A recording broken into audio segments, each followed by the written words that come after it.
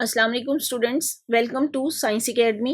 जी student, आते हैं अपने नेक्स्ट टॉपिक की तरफ। Coordinate covalent bond. Coordinate covalent bond क्या है?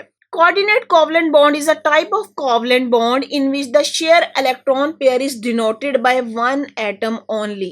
तो कोऑर्डिनेट कोवलेंट बॉन्ड है तो कोवलेंट बॉन्ड, लेकिन share pair of electron is denoted by one atom, मतलब एक एटम अपना इलेक्ट्रॉन पेयर डोनेट करता है, दे देता है। This bond is form when the species has an electron pair to donate to another species. तो ये तभी बनेगा कि जब एक एटम के पास इलेक्ट्रॉन पेयर हो डोनेट करने के लिए। The species which donate the electron pair is called donor and while that accept is called acceptor. वो स्पीशी जो इलेक्ट्रॉन पेयर को देती है डोनर कहते हैं। डोनर का मतलब देने वाला, और जो इसको एक्सेप्ट करे उसको एक्सेप्टर बोलते हैं, लेने वाला।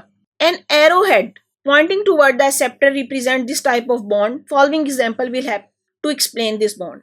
कोऑर्डिनेट कोवलेंट बॉन्ड को ये एरो के साथ शो किया जाता है और इसका पॉइंट किस तरफ होता है? डोनर से एक्सेप्टर की तरफ।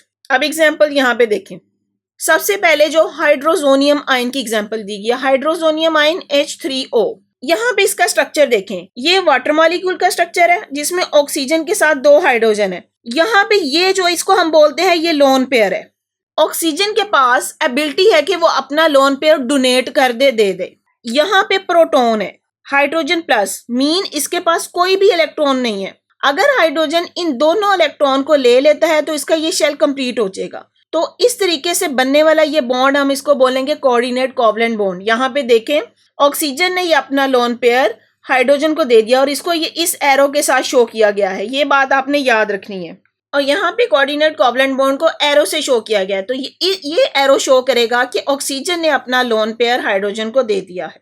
The positive charge cover whole of the hydrozonium ion. After the formation of hydrozonium ion, there does not remain any difference between a coordinate covalent bond and a covalent bond. All the three bonds of oxygen behave exactly alike. अब यहाँ पे ये बात की गई है, oxygen in दोनों hydrogen के साथ कोवलेंट बॉन्ड बना रहा है और इस हाइड्रोजन के साथ कोऑर्डिनेट कोवलेंट बॉन्ड। लेकिन जब ये बॉन्ड बन जाता है तो कोऑर्डिनेट कोवलेंट बॉन्ड और कोवलेंट बॉन्ड में कोई डिफरेंस नहीं रहता, ये सब एक तरह ही बिहेव करते हैं। अब यहाँ पे जो बात याद रखने वाली है, यहाँ पे देखें, इस पूरे मॉलिक्यूल को ओवरऑल पॉजिटिव शो किया गया है। क्यों पॉजिटिव शो किया गया है? कि इस वाटर मॉलिक्यूल के साथ आके प्रोटॉन अटैच होता है, प्रोटॉन जिसके ऊपर पहले ही पॉजिटिव चार्ज है, तो ओवरऑल हाइड्रोजोनियम के ऊपर पॉजिटिव चार्ज आ जाता है, जिसको ब्रैकेट में प्लस साइन के साथ शो किया गया है। सेकेंड एग्जाम्पल जो कोऑर्डिनेट कोवलेंट बॉन्ड की दी गई है, reaction between ammonia and boron trifluoride. A reaction between ammonia and boron trifluoride is another example of formation of coordinate covalent bond. During this reaction, an electron pair from nitrogen of ammonia fills the partially empty outer shell of boron present in boron trifluoride. अब यहाँ पे इस example को देखें, ये ammonia NH3, यहाँ पे nitrogen के पास ये लोन पेयर है, ये अपना लोन पेयर डोनेट करेगा बोरोन फ्लोराइड को BF3।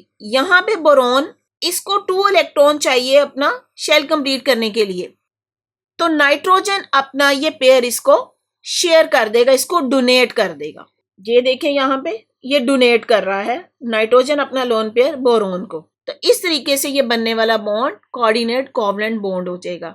जी यहाँ पे देखें, नाइट्रोजन अपना लोन पेयर डोनेट कर रहा है, उसके साथ शेयर कर रहा है, तो बोरोन को 2 इलेक्ट्रॉन चाहिए थे अपना ऑक्टेट कंप्लीट करने के लिए। तो जब ये अपना डोनेट कर देगा तो यहाँ पे ये इसने 3 तो पहले शेयर किए हुए हैं फ्लोराइड के साथ, इस तरीके से इसके पास 6, ये 2 यहाँ से आ गए तो 8 इसके पास कंप्लीट हो गए। तो इस तरीके से बनने वाला ये बॉन्ड कोऑर्डिनेट कोवलेंट बॉन्ड बन जाएगा। इसी तरह अगली एग्जांपल्स दी गई हैं अमोनियम क्लोराइड की। यहाँ पे ये अमोनिया NH3 2 लोन पेयर और ये हाइड्रोजन क्लोराइड। हाइड्रोजन क्लोराइड के दरमियान ये बनने वाला बॉन्ड पोलर कोवलेंट बॉन्ड है, जिसमें हाइड्रोजन के ऊपर पार्शियल पॉजिटिव चार्ज और क्लोराइड के ऊपर पार्शियल नेगेटिव चार्ज।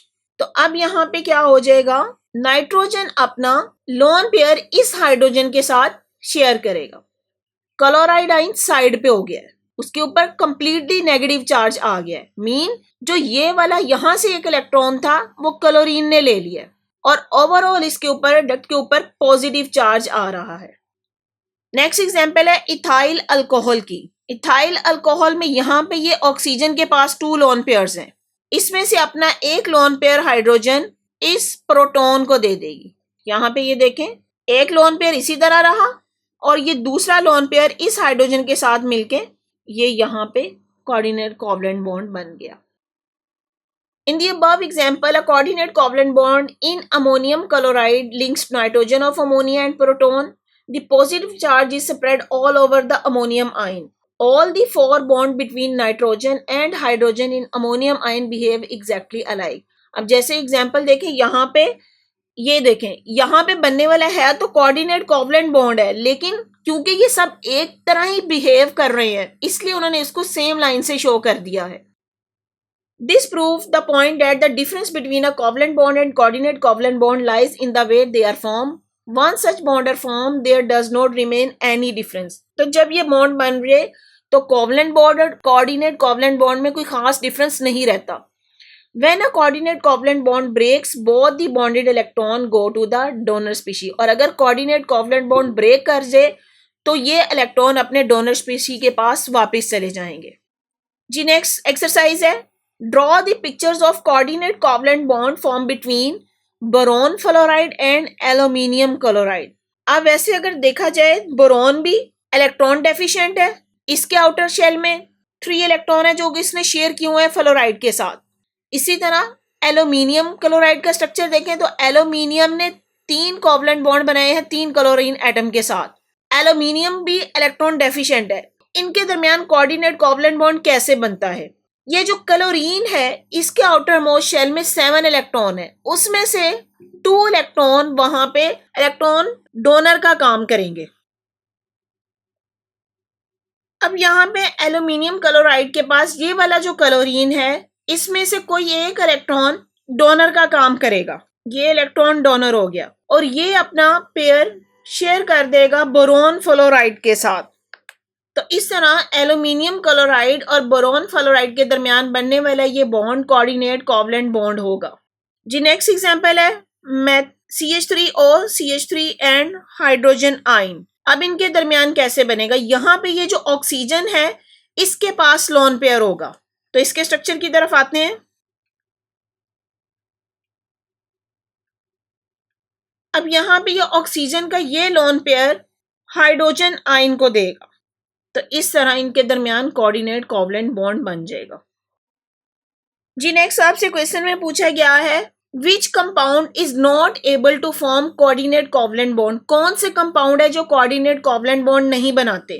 तो इसमें हम कह सकते हैं मेटल्स या आयनिक कंपाउंड्स. आयनिक कंपाउंड के दरमियान बनने वाला बॉन्ड आयनिक बॉन्ड होगा. तो आयनिक कंपाउंड्स या metal they don't form coordinate covalent bond. Metals या ions do not form. Metals और ion do not form coordinate covalent bond. जी स्टूडेंट्स, अगर आपको मेरा लेक्चर समझ आया है तो अपने फ्रेंड्स के साथ शेयर करें, मेरी वीडियो को लाइक करें और चैनल को सब्सक्राइब करें. बेल आइकन को क्लिक कर दें ताकि आने वाली हर वीडियो सबसे पहले आपको मिल जाए. और अगर आपने कोई क्वेश्चन करना है तो कमेंट बॉक्स में मुझे कमेंट कर सकते हैं. Thank you.